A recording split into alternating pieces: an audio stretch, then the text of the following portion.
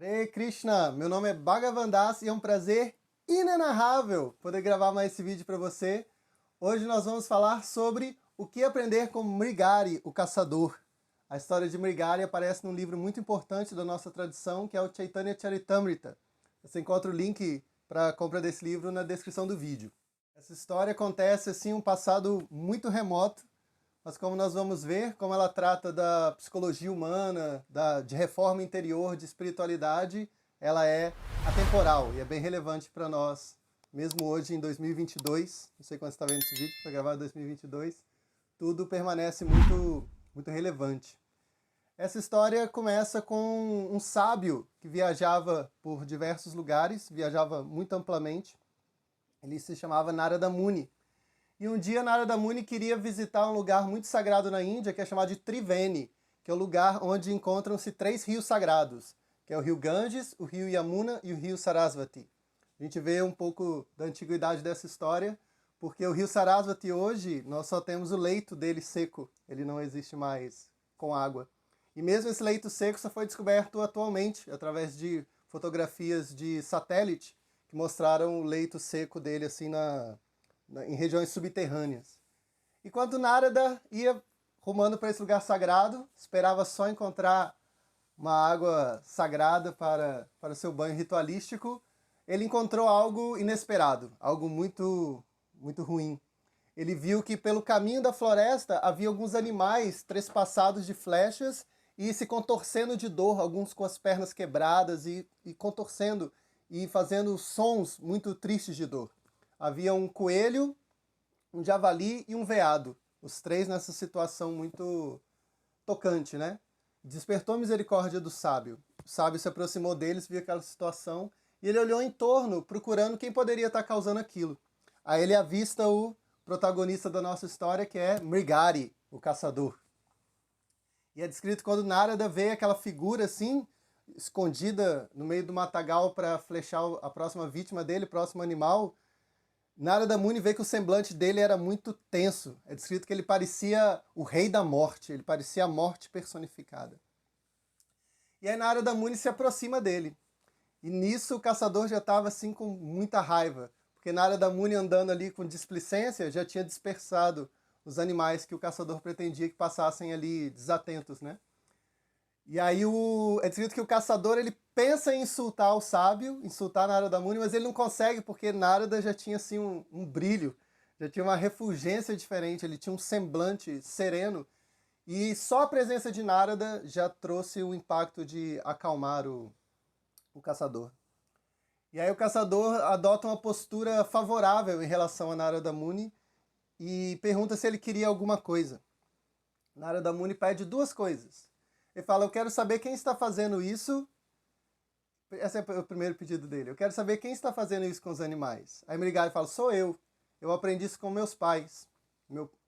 Meus pais me ensinaram que nós devemos flechar os animais, quebrar suas pernas e deixá-los sofrendo uma morte lenta. Depois nós matamos e retiramos a pele e tudo isso.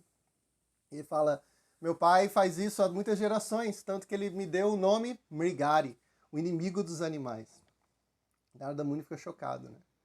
E aí ele ia fazer um segundo pedido, o caçador fala, o que mais você quer me pedir? Você quer peles de veado para você se vestir, para você usar de tapetinho de yoga? Porque o tapetinho de yoga nessa época era pele de veado, né? E Narada Muni fala, não, eu não quero nada disso. Eu quero te pedir o seguinte, que quando você for matar algum animal, você o mate o mais rapidamente possível. Você o mate de uma vez só, causando a ele um mínimo de dor. Então nós vamos extrair 5 lições dessa história, e aqui nós nos encontramos com a primeira lição. Algumas vezes nós somos incentivados a fazer algo que não é o ideal, mas já é melhor do que o que nós costumávamos fazer. Então essa é uma lição importante.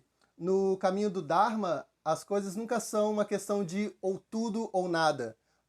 É uma questão de você ser melhor do que você era ontem. É ser melhor do que você era na sua vida passada. Fazer algum tipo de progresso. Então Narada Muni, ele era 100% vegetariano. Ele jamais mataria um animal nem de forma lenta, nem de forma rápida. Mas ali ele estava diante de uma pessoa que estava acostumada a torturar animais.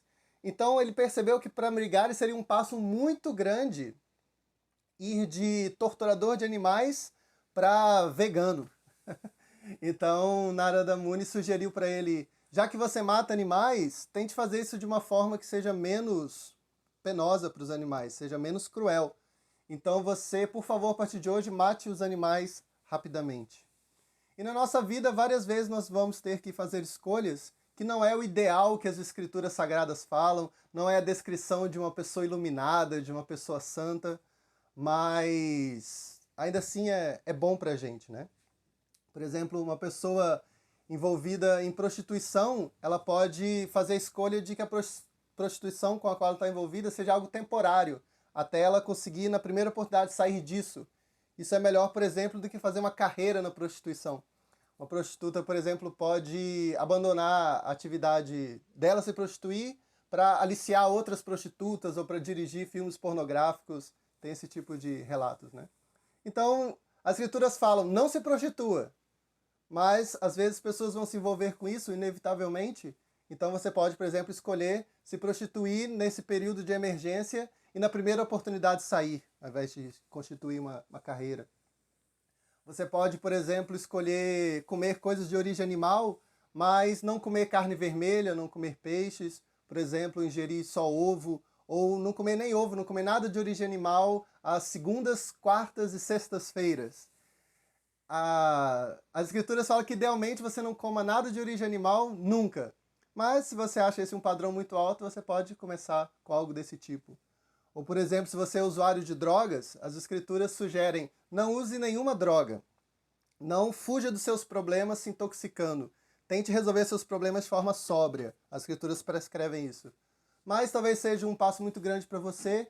Então você pode, por exemplo, ser um usuário de drogas que não promove isso para outras pessoas. Que é comum quem usa drogas tentar convencer seus amigos a usarem, outras pessoas. Ou você usa drogas, mas você evita usar na frente dos seus filhos. Você consome bebida alcoólica, mas só fora de casa, para não ter aquele bar dentro de casa e seus filhos vão vendo e você está sempre tentado àquilo. Então, para quem segue tudo muito estritamente, esses conselhos chegam a causar repulsa, né? Assim, puxa, por que Narada falou para matar os animais rapidamente? Para quem assim já é vegetariano, já luta pela causa dos animais, parece algo abominável, né?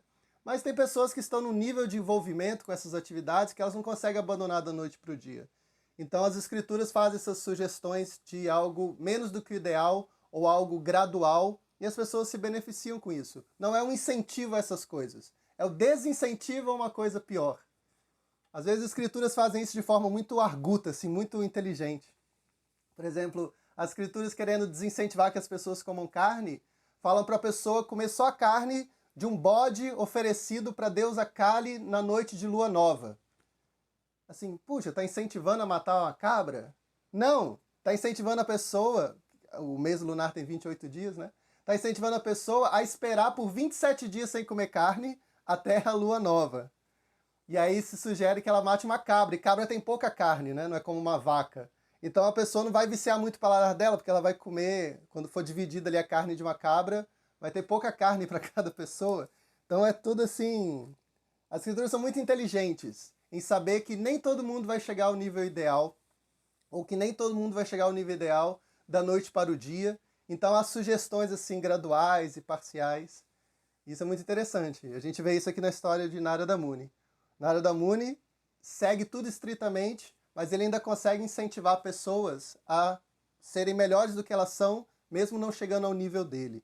Então essa é a primeira lição que eu apontaria, que é muito, muito importante. A segunda lição que podemos extrair é como nós precisamos, às vezes, rompermos com as autoridades que nós tínhamos anteriormente. Mrigari, ele se abre às instruções de Narada Muni, ele percebe que Narada Muni é um bem-querente dele, ele não é um crítico mordaz, ele não está ali só buscando defeitos e atacando ele com inveja ou com raiva. Ele tem empatia por Mrigari, que é o bem dele. Então Mrigari se abre à experiência de ser instruído, né? Mas Mrigari fala assim, mas eu aprendi a matar os animais com os meus pais. E eu sempre fiz isso sem nenhuma culpa. Como eu posso mudar agora? Como eu posso mudar a minha vida em relação ao que meus pais me ensinaram? Então ele tinha que romper com a antiga autoridade dele, os pais dele, e aceitar uma nova autoridade, uma autoridade mais pura, que era, no caso, o sábio Narada Muni. Então, na nossa vida, muitas vezes nós vamos ter que fazer isso também.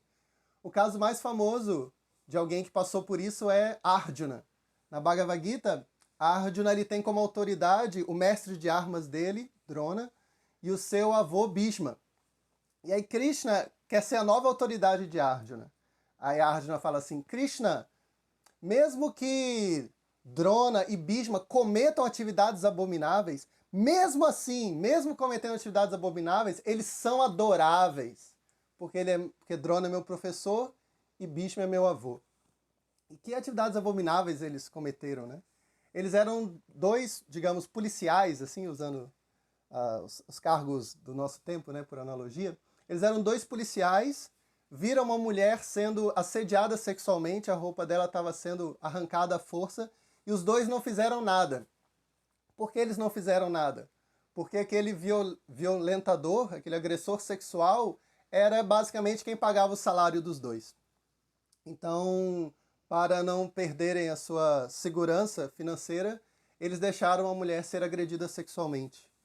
Então, isso foi um ato abominável. Mas Arjuna diz, mesmo sendo atos abomináveis, eles são adoráveis, porque eles já têm um status social de professor, de serem mais velhos do que eu, então eles são sempre adoráveis. E Krishna fala não. Krishna diz, o status de cada pessoa não é baseado pelos títulos que ela goza na sociedade, por sua idade. A autoridade de alguém surge estritamente da sua conduta, do seu caráter. Uma pessoa sem caráter, com uma conduta criminosa, ela deve ser tratada como um criminoso, mesmo se for um parente, mesmo se for mais velho, mesmo se for o seu professor. E aí Arjuna agora ele tem que escolher quem é a minha autoridade. Krishna, que tem um senso de justiça muito mais desenvolvido, tem um senso de julgamento objetivo, ou a antiga ideia dele, né? Que qualquer um é uma autoridade se isso é uma convenção social. A Arjuna, felizmente, fica do lado de Krishna. Yes. A Arjuna estava desempenhando ali um papel de juiz, de sentenciador, e ele tinha que tomar uma decisão muito séria sobre como julgar as pessoas. Então, quando ele adota a visão de Krishna, uma visão totalmente imparcial, justa e objetiva, a Arjuna se ilumina, ele tem uma visão superior das coisas. Tem uma outra história que mostra o rompimento com a autoridade, que é Prahlada Maharaj. Prahlada Maharaj era um garotinho de 5 anos que queria adorar a Deus, e o pai dele, Hiranyakashipu, odiava Deus. Ele tinha estabelecido um ateísmo de Estado, quando o Estado proíbe religião e persegue quem tem religião. E aí, por uma ironia do destino, o filho dele era muito religioso. Então, o pai de Prahladinha colocou ele para estudar com professores ateístas, mundanos, que só ensinariam para ele diplomacia, como lidar com inimigos, coisas assim. E Prahladinha se encontrava escondido com um líder religioso. Aí o que acontece? Ele tem 3 autoridades aí competindo pela atenção dele. Ele tem a autoridade do pai dele, ele tem a autoridade dos professores na escola e a autoridade do líder religioso que ele encontra às escondidas. E aí qual dos 3 ele escolhe? Ele escolhe como autoridade o líder religioso. E rejeita a autoridade do pai dele e dos professores. Então esse tipo de escolha tem que ser feita. Nós não podemos servir a 2 senhores, né, como diz a Bíblia. Então, um ponto importante é que Prahlada ele rejeita a autoridade do pai dele. Mas ele não rejeita o pai dele por completo. Assim, meu pai ele não sabe o que faz. Ele está estabelecendo um ateísmo de Estado que mata pessoas religiosas. Ele não sabe o que faz. Ele está objetivamente errado. Mas Prahlada não abandonou, por exemplo, a compaixão pelo pai dele. O amor incondicional de alguém que olha com carinho, com preocupação para uma pessoa que está agindo errado, né? Prahlada não abandonou isso. Tanto que quando o pai dele morre, Prahlada ora a Deus pedindo, por favor, Deus, proteja meu pai agora que ele morreu, que ele não precise ir para o inferno por todas as suas atividades abomináveis, que ele seja protegido. Ele era um bem-querente do pai dele. Então nós abandonamos algumas figuras que já foram de autoridade para a gente e aceitamos como autoridade suprema alguém perfeito, né? Assim, Jesus, Krishna, alguém nesse naipe, né? Alguém desse nível. Mas nós não passamos a odiar as outras pessoas, nossas antigas autoridades. Nós temos uma relação respeitosa, uma relação amistosa, uma relação de bem-querência. Nós atendemos ao máximo as expectativas que um filho tem em relação a expectativa, nós atendemos ao máximo as expectativas que um pai tem em relação ao filho, ou que um colega de trabalho tem em relação ao colega de trabalho, mas ao mesmo tempo nós temos como autoridade suprema, inquestionável e acima de todas as outras, essas autoridades são iluminadas, que têm um conhecimento perfeito e que demonstram um caráter perfeito, né? Então o Brigari vai ter que passar por isso. E, yes, o Brigari consegue. Ele consegue romper a autoridade do pai dele, que havia ensinado ele a matar animais, que dizia com ele, não, está tudo bem, é assim mesmo, todo mundo faz. E conseguiu aceitar uma nova autoridade, Narada Muni, que dizia o oposto. Mas ele aceitou Narada Muni como seu guru. Ele disse, por favor, me instrua. E Narada vai instruir Brigari com muita compaixão e vai dizer para... Uma das primeiras coisas que ele vai dizer para o discípulo dele é todo mal que você faz retorna a você. Essa é a nossa terceira lição. Todo mal que você faz aos outros retorna a você. Ele diz, todos esses animais que você matou e que você continuaria matando, eles, em outra vida, eles viriam matar você com a mesma violência, com a mesma agressão. Então Brigari pôde ver assim que o seu futuro era muito tenebroso, muito sinistro, né? Imagina você ser morto por cada animal que você matou. Você talvez não saiba, você que está assistindo, mas se você já comeu carne em algum período da sua vida, ou você ainda come, os números de animais que você comeu assim é muito grande. O número de galinhas degoladas em fazendas fábricas. Imagina um espetinho que você comeu, assim, um espetinho de coração de galinha. Cabe assim uns 12, né, ou 10 ali no espetinho. Então ele tem 10 a 12 galinhas mortas. Aí imagina quantos espetinhos desses você comeu na sua vida. Eu adorava espetinho de coração de galinha. Confissão aí terrível. Então cada espetinho tem 12. Imagina. É um futuro tenebroso, né? Muitos nascimentos aí só para ser morto, torturado, confinado, tudo que os animais passaram. Narada Muni diz isso para Brigari. Seus próximos nascimentos você vai ser morto por cada um desses animais que você matou. Com o mesmo grau de violência, você vai ficar confinado, com as pernas quebradas, o mesmo tempo que eles. Brigari fica assim, meu Deus, e o que eu estava fazendo, né? Lembrei agora de uma história de Prabhupada. Prabhupada, fundador do movimento Hare Krishna, ele estudou numa escola cristã, por incrível que pareça. A infância dele e juventude foi na Índia, ainda colonizada pelos britânicos, né? Então ele estudou acho que se chamava Scottish Church College, a escola da igreja escocesa. E aí ele falou que era muito comum os professores criticarem a religião da Índia, porque eles eram missionários, né? Além de professores, eles eram missionários. Então uma vez o Prabhupada estava na sala de aula e o professor criticou a ideia de karma, de que você sofre o mal que você causou nessa vida, como a gente está falando. O professor falou assim, essa ideia não faz sentido, porque uma pessoa só pode ser condenada por um crime se houver uma testemunha. Agora, não existe uma testemunha para tudo que nós fazemos, então essa ideia é absurda. E a Prabhupada, assim, engoliu o desaforo, porque a Prabhupada disse que a cultura era que você não deve responder um professor, você não deve desafiar um professor. Então o professor atacou a religião dele, atacou a crença dele e Prabhupada teve que ficar calado. Mas Prabhupada disse que ele sabia a resposta. Qual é a resposta? A resposta é que é uma testemunha de todas as nossas atividades, que é uma forma de Deus que é chamada de super-alma, ou Paramatma, que mora dentro do nosso coração e testemunha tudo que nós fazemos. E além de testemunhar tudo, quando nós nascemos de novo, essa super-alma nos acompanha para o nascimento seguinte, sem esquecer o nosso nascimento anterior. Porque, como eu disse, é um aspecto de Deus, né? Deus é onisciente. Então ele nunca esquece de nada, ele sabe tudo. E aí na vida seguinte ele nos dá a lembrança e os resultados da nossa vida anterior.